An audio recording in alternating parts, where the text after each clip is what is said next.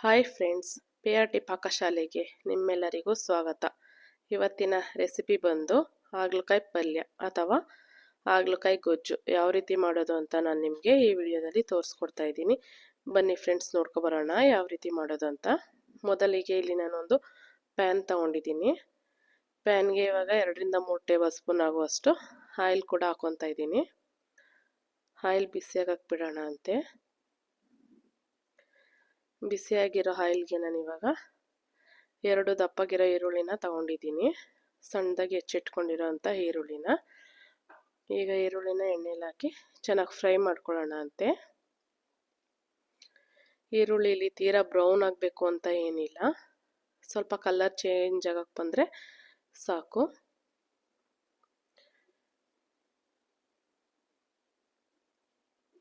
ನೋಡಿ, ಈಗ colour change ಆಗಕ್ಕೆ ಬಂದಿದೆ. ಈ ಸಮಯದಲ್ಲಿ ನಾನೀಗ 2 ಮೀಡಿಯಮ್ ಸೈಜ್ ಹಾಗಲಕಾಯಿನ ತಗೊಂಡಿದ್ದೀನಿ. ಅದನ್ನ ನೋಡಿ ಇವಾಗ ಸಣ್ಣಕ್ಕೆ ರೌಂಡ್ ಶೇಪ್ ಆಗೋಷ್ಟು ಕಟ್ ಮಾಡ್ಕೊಂಡಿದ್ದೀನಿ ನಾನು. ಈ ಹಾಗಲಕಾಯಿನ ನಾನು ಇವಾಗ ಈರುಳ್ಳಿ ಜೊತೆಗೆ ಆ್ಯಡ್ ಮಾಡ್ಕೊತಾ ಇದ್ದೀನಿ. ಹಾಗಲಕಾಯಿನ ಇವಾಗ ಆ್ಯಡ್ ಮಾಡಿಕೊಂಡು ಚೆನ್ನಾಗಿ ಎಣ್ಣೆಲೆ ಫ್ರೈ ಮಾಡ್ಕೊಳ್ಳೋಣ ಅಂತೆ. ಚೆನ್ನಾಗಿ ಎಣ್ಣೆಲಿ ಫ್ರೈ ಮಾಡ್ಕೊಳ್ಳೋದ್ರಿಂದ ಸ್ವಲ್ಪ ಹಾಗಲಕಾಯಿದು ಕಹಿ ಅಂಶ ಕೂಡ ಕಮ್ಮಿ ಆಗುತ್ತೆ ಅಲ್ಲಿ. ಹಾಗಾಗಿ ನಾವು ಎಣ್ಣೆಲೆ ಸ್ವಲ್ಪ ಫ್ರೈ ಮಾಡ್ಕೊಳ್ಳೋಣ ಅಂತೆ.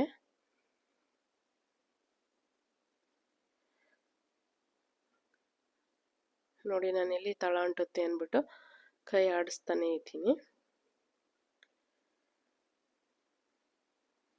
ನೋಡಿ, ಇವಾಗ ಸ್ವಲ್ಪ ಕಲರ್ ಚೇಂಜ್ ಆಗಿದೆ. ಇದಕ್ಕೆ ನಾನು ಇವಾಗ ಮೀಡಿಯಮ್ ಸೈಜ್ ಆಗುವಷ್ಟು 2 ಟೊಮೆಟೊ ತಗೊಂಡಿದ್ದೀನಿ.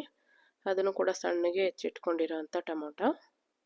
ಈಗ ಅದು ಕೂಡ ಹಾಗಲಕಾಯಿ ಜೊತೆಗೆ ಚೆನ್ನಾಗಿ ಎಣ್ಣೆಲಿ ಫ್ರೈ ಮಾಡ್ಕೊಳ್ಳೋಣ ಅಂತೆ.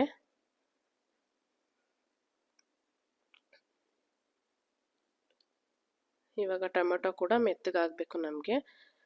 ಸಾಫ್ಟ್ ಆದಷ್ಟು ಟೊಮೆಟೊ ತುಂಬ ಟೇಸ್ಟ್ ಚೆನ್ನಾಗಿ ಬರುತ್ತೆ. ಟೊಮೆಟೊ ನೋಡಿ ಇವಾಗ ಸಾಫ್ಟ್ ಆಗಕ್ಕೆ ಬಂದಿದೆ.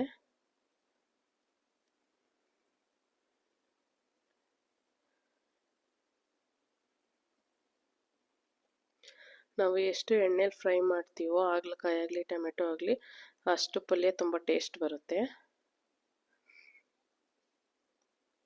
ಈ ಸಮಯದಲ್ಲಿ ನಾನು ಇವಾಗ 1 ಟೇಬಲ್ ಸ್ಪೂನ್ ಆಗುವಷ್ಟು ಉಪ್ಪು ಕೂಡ ಆ್ಯಡ್ ಮಾಡ್ಕೊತಾ ಇದ್ದೀನಿ.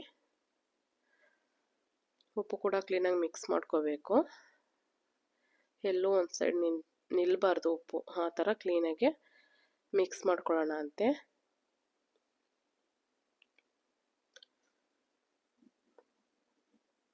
ನೋಡಿ ಯಾವ ರೀತಿ ಮಿಕ್ಸ್ ಮಾಡಬೇಕು ಅಂತ.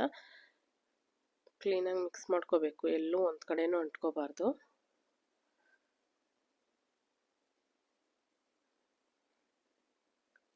ಇವಾಗ ನಾನಿಲ್ಲಿ 1 ಟೇಬಲ್ ಸ್ಪೂನ್ ಆಗುವಷ್ಟು ಸಾಂಬಾರು ಪುಡಿ ಕೂಡ ಇಲ್ಲಿ ಆ್ಯಡ್ ಮಾಡ್ಕೊತಾ ಇದ್ದೀನಿ.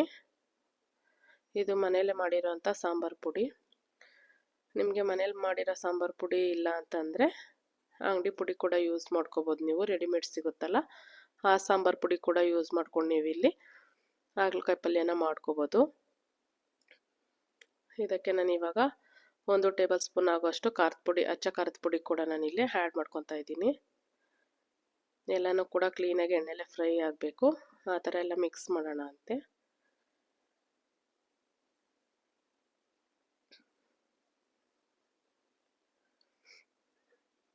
ಕ್ಲೀನಾಗಿ ಮಿಕ್ಸ್ ಆಗಬೇಕು ನೋಡಿ.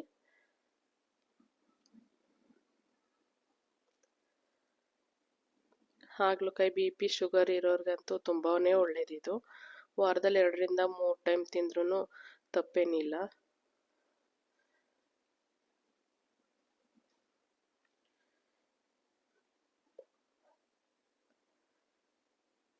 BP ಶುಗರ್ನ ಕಂಟ್ರೋಲಲ್ಲಿ ಇಡೋಕ್ಕೆ ಹೆಲ್ಪ್ ಮಾಡುತ್ತಿದ್ದು.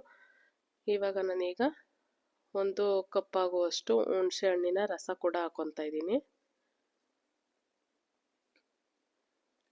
ಅದು ಕೂಡ ಇವಾಗ ಕ್ಲೀನಾಗಿ ಮಿಕ್ಸ್ ಮಾಡ್ಕೊಳ್ಳೋಣ.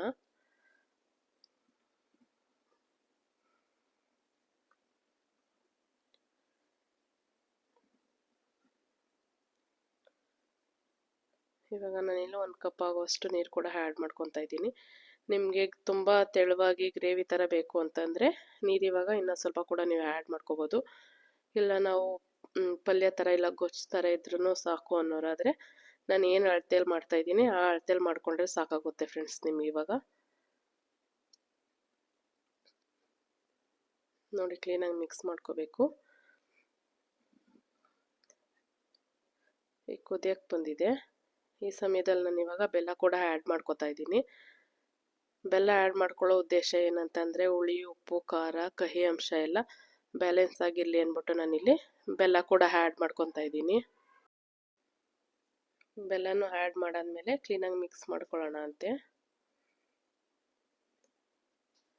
ಕ್ಲೀನಾಗೆಲ್ಲ ಮಿಕ್ಸ್ ಮಾಡಾದ್ಮೇಲೆ ಒಂದು ಲಿಡ್ ತಗೊಂಡು ನಾವೀಗ ಇದನ್ನು ಮುಚ್ಚಿಡಬೇಕು. ಒಂದು 5 to 10 ಮಿನಿಟ್ಸ್ ಆಗುವಷ್ಟು ಬೇಯಿಸ್ಕೊಂಡ್ರೆ ನಮಗಿಲ್ಲಿ ಹಾಗಲಕಾಯಿ ಪಲ್ಯ ರೆಡಿಯಾಗಿರುತ್ತೆ. ನೋಡಿ ಚೆನ್ನಾಗಿ ಕುದಿಯಕ್ಕೆ ಬಂದಿದೆ. ಈ ಟೈಮಲ್ಲಿ ನಾನು ಇವಾಗ ಒಂದು ಲಿಡ್ಡಲ್ಲಿ ಕ್ಲೋಸ್ ಮಾಡ್ತೀನಿ.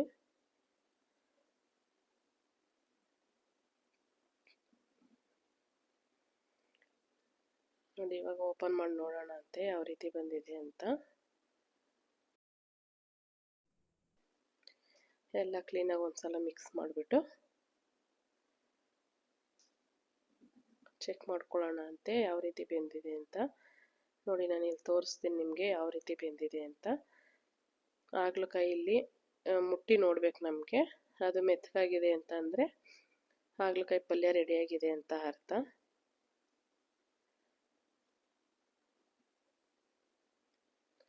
ನೋಡಿ ಈ ಹದದಲ್ಲಿದ್ದರೆ ಸಾಕು, ಹಾಗಲಕಾಯಿ ಪಲ್ಯ ರೆಡಿಯಾಗಿದೆ. ಈಗ ಸ್ಟವ್ ಆಫ್ ಮಾಡಿಬಿಟ್ಟು ನಾನಿಲ್ಲಿ ಕೊತ್ತಂಬರಿ ಸೊಪ್ಪನ್ನ ಕೂಡ ಸೇರಿಸ್ಕೊತಾ ಇದ್ದೀನಿ. ಕೊತ್ತಂಬರಿ ಸೊಪ್ಪು ಸೇರಿಸ್ಕೊಂಡು ಕ್ಲೀನಾಗಿ ಮಿಕ್ಸ್ ಮಾಡ್ಕೋಬೇಕು.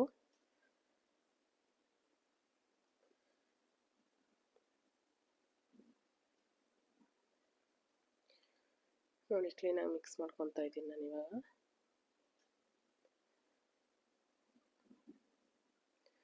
ಈಗ ಒಂದು ಸರ್ವಿಂಗ್ ಬೌಲ್ ತೊಗೊಂಡು ಸರ್ವ್ ಮಾಡ್ಕೊಳ್ಳೋಣ ಅಂತೆ. ನೋಡಿ ಬಿಸಿ ಬಿಸಿಯಾದ ಹಾಗಲಕಾಯಿ ಪಲ್ಯ ಅಥವಾ ಹಾಗಲಕಾಯಿ ಗೊಜ್ಜು ಚಪಾತಿ ಜೊತೆಗೆ, ರೊಟ್ಟಿಗಳ ಜೊತೆಗೆ ಸವಿಯಲು ಸಿದ್ಧ ಆಗಿದೆ ನೋಡಿ ಫ್ರೆಂಡ್ಸ್. ಈ ವಿಡಿಯೋ ನಿಮಗೆ ಇಷ್ಟ ಆಗಿದ್ದಲ್ಲಿ ಲೈಕ್ ಮಾಡಿ, ಹೆಚ್ಚು ಹೆಚ್ಚು ಜನಕ್ಕೆ ಶೇರ್ ಮಾಡಿ, ಕಮೆಂಟ್ ಮಾಡೋದನ್ನ ಮರಿಬೇಡಿ ಫ್ರೆಂಡ್ಸ್. ಚಾನಲ್ನ ಹೊಸದಾಗಿ ನೋಡ್ತಾ ಇರೋರು ಸಬ್ಸ್ಕ್ರೈಬ್ ಮಾಡಿಕೊಂಡು ಚಾನಲ್ನ ನೋಡಿ. ಹಾಗೆ ಪಕ್ಕದಲ್ಲಿರೋ ಬೆಲ್ ಐಕನ್ ಕೂಡ ಪ್ರೆಸ್ ಮಾಡಿ. ಇದರಿಂದ ನಿಮಗೆ ಫಸ್ಟ್ ನೋಟಿಫಿಕೇಷನ್ ನಿಮಗೆ ಬರುತ್ತೆ. ವಿಡಿಯೋ ನೋಡಿದ್ದಕ್ಕಾಗಿ ಧನ್ಯವಾದಗಳು ಫ್ರೆಂಡ್ಸ್.